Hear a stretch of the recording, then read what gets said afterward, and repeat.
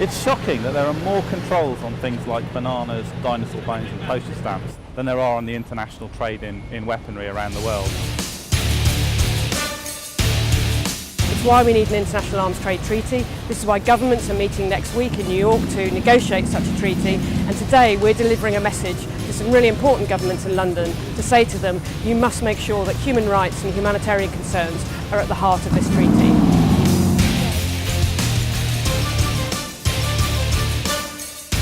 At the moment, there are no global controls on the arms trade.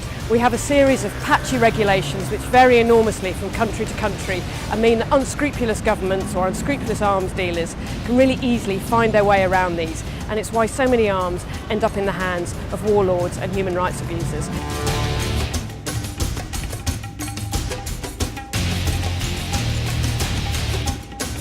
Well, after obviously I had my experiences in Syria and I saw the effects of heavy artillery used in urban areas, and we were always amazed at the amount of ammunition these people had to use.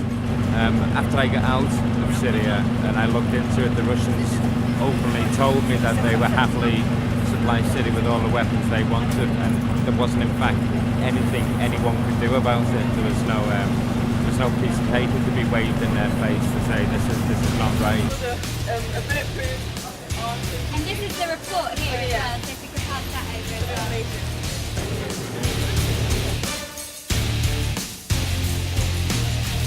well. We had this once-in-a-lifetime opportunity with the historic negotiations of the first ever international arms trade treaty to ensure once and for all that guns end up outside of the hands of human rights violators, that guns do not end up in the places where they contribute to poverty and suffering.